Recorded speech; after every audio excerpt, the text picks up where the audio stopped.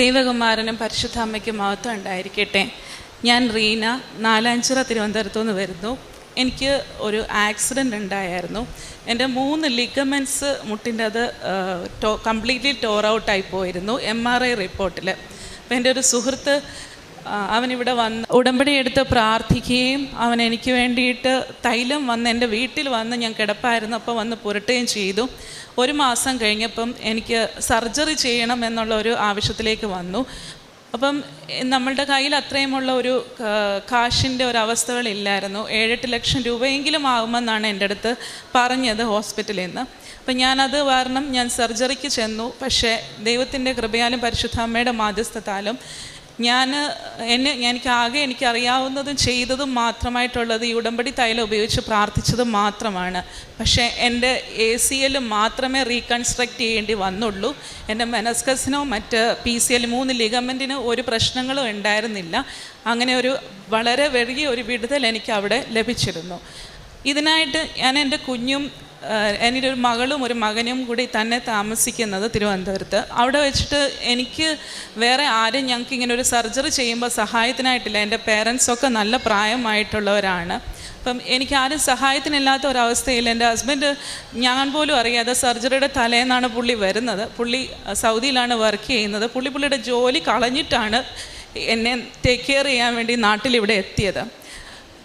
സർജറിക്ക് കയറുന്നതിന് മുമ്പ് എന്നോട് വന്ന് പറഞ്ഞു, എൻ്റെ ജോലി ഞാൻ നഷ്ടപ്പെടുത്തിയിട്ടാണ് വന്നത്, കാരണം എനിക്ക് വേറെ രീതിയിൽ ലീവ് കിട്ടത്തില്ലായിരുന്നു എന്ന് പറഞ്ഞു. അപ്പം ഞാൻ പറഞ്ഞു, ദൈവത്തിന് കൊടുക്കുക, അതിനെക്കുറിച്ചൊന്നും എനിക്കിപ്പം ടെൻഷനില്ല ബില്ലേട്ടാ, നല്ലതായിട്ട് വരട്ടെ എന്ന് ഓർത്തു. ഞങ്ങൾ പോയി.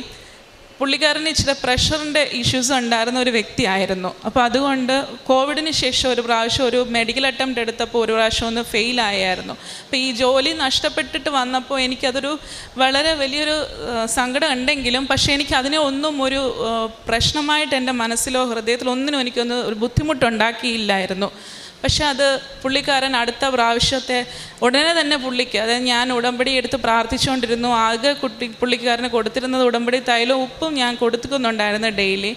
പുള്ളിക്കാരൻ എന്തായാലും പോയി ഇൻ്റർവ്യൂ അറ്റൻഡ് ചെയ്തു. വേറെ ആർക്കും പോലും കിട്ടിയിട്ടില്ല. 45 വയസ്സുള്ള അദ്ദേഹത്തിന് ഫസ്റ്റ് അറ്റംപ്റ്റിൽ തന്നെ ഒരു പ്രശ്നവും കൂടാതെ തന്നെ പുള്ളി പാസ്സാകുകയും വൈകിട്ട് 3 മണിക്കകത്ത് റിപ്പോർട്ട് കിട്ടി. പുള്ളിക്ക് പോകാനുള്ള എല്ലാ കാര്യങ്ങളും ശരിയായി. അതിനുശേഷം ഞാനിവിടെ വന്ന് പ്രാർത്ഥിച്ചു. ഈ സർജറിയുടെ ഫലമായിട്ട് എനിക്ക് HB ഭയങ്കരമായിട്ട് കുറയുന്നൊരവസ്ഥയായിരുന്നു. അപ്പം 8-8.5 ആ ഒരു ലെവലിൽ നിന്ന് മുകളിലോട്ട് കയറുന്നില്ല. 1 മാസം ഒരു മരുന്നൊക്കെ തന്ന് നോക്കിയിട്ടും വലുതായിട്ട് ഇമ്പ്രൂവ്മെൻ്റ് ഇല്ലായിരുന്നു. അപ്പോൾ അവരെനിക്ക് പല ടെസ്റ്റുകൾ എനിക്ക് എഴുതി തന്നു. ആ ടെസ്റ്റുകളൊക്കെ ഞങ്ങൾ ചെയ്തു നോക്കി, പക്ഷേ വ്യത്യാസമായിട്ടൊന്നുമില്ല. അപ്പം ഞാൻ ഇതിൻ്റെ എല്ലാത്തിൻ്റെയും കൂടെ തന്നെ തൈലവും ഉപ്പും മാത്രം വെച്ച് പ്രാർത്ഥിച്ചുകൊണ്ടേയിരുന്നു. അപ്പോൾ ഒരു ദിവസം രാത്രിയിൽ എനിക്ക് ഒരു 3 മാസം ആകുന്നു, എനിക്കൊന്ന് ടെസ്റ്റ് ചെയ്യേണ്ടത് സമയമായി, ഡോക്ടർ ടെസ്റ്റ് ചെയ്യാൻ പറഞ്ഞപ്പോൾ എനിക്ക് ഉറക്കത്തിൽ എനിക്കൊരു ലെവൽ കാണിച്ചു തന്നു. 11.8 എന്ന് എനിക്ക് ഒരു മാതാവ് ഒരു വാല്യൂ എനിക്ക് കാണിച്ചു തരിക. അപ്പം ഞാൻ അതിനെക്കുറിച്ചൊന്നും ഒരിക്കലും അങ്ങനെ ഉണ്ടാവത്തില്ല. എട്ടിക്കിടക്കുന്ന ആൾക്ക് 1 മാസത്തിനകത്ത് ഇതുകൊണ്ട് ഒരിക്കലും ഉണ്ടാവില്ല എന്നറിയാവുന്നതുകൊണ്ട് അതിൽ ഞാൻ അങ്ങനെ ഒരു ഇതിൽ കൊടുത്തില്ലെങ്കിലും ഞാൻ എൻ്റെ മകൻ്റെ അടുത്ത് ഒരു റിസൾട്ട് വരുന്നതിൻ്റെ ഒരു 10 മിനിറ്റ് മുമ്പ് പറഞ്ഞു, മോനെ എനിക്കിങ്ങനെ സ്വപ്നത്തിലൊരു ഇത് കണ്ടു, ചിലപ്പോൾ അത് മാതാവ് എനിക്ക് ആ വാല്യൂ കാണിച്ചു തന്നതായിരിക്കും, 11.8 എന്നുള്ളൊരു വാല്യൂ, എന്തായാലും ഒരു 12-നകത്ത് വല്ലതും വരുന്നാലോ എന്ന് പറഞ്ഞു.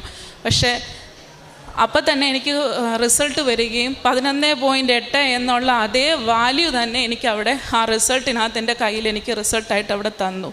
ഞാനത് എനിക്ക് പറ്റുന്നത് അത്രയും ആൾക്കാരുടെ അടുത്ത് ഞാൻ മാതാവിനെക്കുറിച്ച് ഇങ്ങനെ തന്നെ സംസാരിച്ചുകൊണ്ടേ ഇരുന്നു. ഇപ്പം കളിയാക്കുന്നവരുണ്ടാവാം, ഇല്ലാവാം, പക്ഷേ ഞാൻ അതിനെക്കുറിച്ച് വിഷമിക്കാറേയില്ല. ഇത്രയും എനിക്ക് കിട്ടുന്ന എല്ലാ അനുഗ്രഹങ്ങളും ഞാൻ എല്ലാവരോടും വാതോരാതെ പറയുമായിരുന്നു. അത് എൻ്റെ സഹോദരിയുടെ ഹസ്ബൻഡിന് US-ലായിരുന്നു.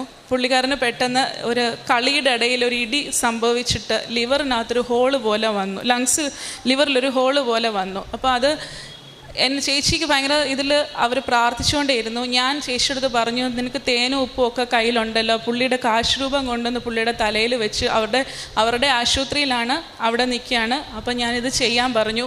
ചെയ്തു. 1 ആഴ്ച ആശുപത്രി വാസം ഉണ്ടായിരുന്നു. അത് കഴിഞ്ഞപ്പം പുള്ളിക്ക് എല്ലാ ടെസ്റ്റുകളും നോർമലാകുകയും പുള്ളി ആരോഗ്യവാനായി ഇന്ന് കുടുംബത്തോടൊത്ത് ജീവിക്കുകയും പ്രാർത്ഥിക്കുകയും ചെയ്യുന്നുണ്ട്. അതിൽ പുള്ളിക്ക് ഒരു വിശ്വാസത്തിൻ്റെ ഇച്ചിരി പുറകിലോട്ടായിരുന്നു. പുള്ളിക്കാരൻ ഇപ്പോൾ ഏറ്റവും നല്ലൊരു വിശ്വാസിയായിട്ട് മാറിയിട്ടുണ്ട്. ഇതാണ് എൻ്റെ 4 അനുഭവ സാക്ഷ്യത്തിൽ എനിക്ക് മാതാവിൻ്റെ മധ്യസ്ഥതയാൽ എനിക്ക് ലഭിച്ച 4 അനുഗ്രഹങ്ങളാണ് ഇവയെല്ലാം.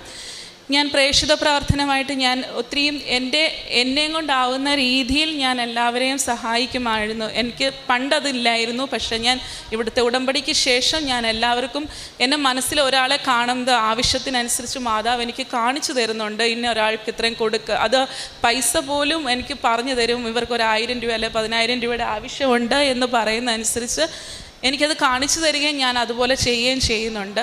പത്രങ്ങൾ കൊടുക്കാനും എല്ലാത്തിനും എന്നെയും കൊണ്ട് പറ്റുന്ന രീതിയിലെല്ലാം ഞാൻ സഹായിക്കും. പക്ഷേ ഈ കാലം കൊണ്ട് ആ സമയത്തൊക്കെ ഇച്ചിരി പാടായിരുന്നുവെങ്കിലും ഞാനത് ചെയ്യും. ഈ ഇടയായിട്ട് ഞാൻ എൻ്റെ കൈ കൊണ്ടെങ്കിലും ആഹാരം വെച്ച് ഞാൻ ജോലിക്ക് പോകുന്നുണ്ട്.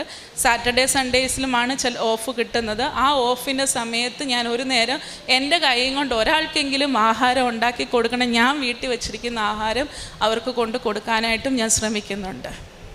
എനിക്ക് ഇത്രയും അനുഗ്രഹം തന്ന ദൈവകുമാരനും പരിശുദ്ധ അമ്മയ്ക്കും കോടാനുകൂടി നന്ദി അറിയിക്കും.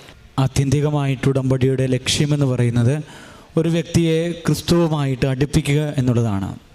ക്രിസ്തുവുമായിട്ടൊരു വ്യക്തി അടുക്കുമ്പോൾ അവനായിരിക്കുന്ന അവസ്ഥയിൽ നിന്ന് വളരെ പ്രകടമായിട്ടുള്ള ഒരു മാറ്റം അവൻ്റെ ജീവിതത്തിൽ അല്ലെങ്കിൽ അവളുടെ ജീവിതത്തിൽ വരേണ്ടതുണ്ട്.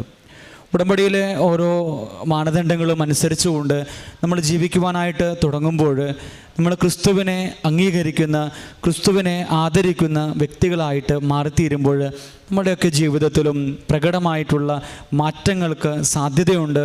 ഉടമ്പടി അതിൻ്റെ പൂർണ്ണതയിലും വിശ്വസ്തതയിലും ജീവിക്കുവാനായിട്ട് തുടങ്ങുമ്പോൾ ഈ സഹോദരി തൻ്റെ ഉടമ്പടി ജീവിത സാക്ഷ്യം പങ്കുവെക്കുമ്പോൾ നമുക്ക് മനസ്സിലാകുന്നുണ്ട് എത്രത്തോളം ആവേശത്തോടു കൂടിയാണ് ഉടമ്പടിയിലെ ഓരോ കാര്യങ്ങളും അതിൻ്റെ പൂർണ്ണതയിൽ വിശ്വസ്തതയിൽ ഈ സഹോദരി ചെയ്യുവാനായിട്ട് തുടങ്ങുന്നു എന്നുള്ളത്. അങ്ങനെ ഉടമ്പടി വിശ്വസ്തയോടുകൂടി ചെയ്യുവാനായിട്ട് തുടങ്ങുമ്പോൾ, ഉടമ്പടി ജീവിതം വിശ്വസ്തയോടുകൂടി മുന്നോട്ട് കൊണ്ടുപോകാനായിട്ട് തുടങ്ങുമ്പോൾ നമ്മുടെ ജീവിതത്തിലും ഉടമ്പടിയിൽ ദൈവം അനുഗ്രഹമായിട്ട് കടന്നു വരും. നമ്മുടെ ജീവിതത്തിൽ സൗഖ്യമായിട്ട് കടന്നു വരും. നമ്മുടെ ആവശ്യങ്ങളിൽ കർത്താവായ ദൈവത്തിൻ്റെ സാന്നിധ്യം നമുക്ക് ലഭിക്കുകയും ചെയ്യും. ഈ വലിയ ഉടമ്പടി സാക്ഷ്യം കേൾക്കുമ്പോൾ ഈ സഹോദരിയോട് ചേർന്ന് നിന്നുകൊണ്ട് നമുക്കും ദൈവനാമത്തെ മഹത്വപ്പെടുത്താം. ഇരു കരങ്ങളും അടിച്ച് പരിശുദ്ധ അമ്മയ്ക്കും തിരുക്കുമാരനും നന്ദി അർപ്പിക്കാം. അത്യപൂർവ ദൈവാനുഭവങ്ങൾ ഇനി നിങ്ങൾക്കും സ്വന്തം. ഈ യൂട്യൂബ് ചാനൽ ഇതുവരെ സബ്സ്ക്രൈബ് ചെയ്തിട്ടില്ലെങ്കിൽ ഇപ്പോൾ തന്നെ സബ്സ്ക്രൈബ് ചെയ്യുക. ഈ വീഡിയോ ഇപ്പോൾ തന്നെ നിങ്ങളുടെ സുഹൃത്തുക്കൾക്ക് ഷെയർ ചെയ്തുകൊണ്ട് കർത്താവിൻ്റെ പ്രേക്ഷിതരാകുക.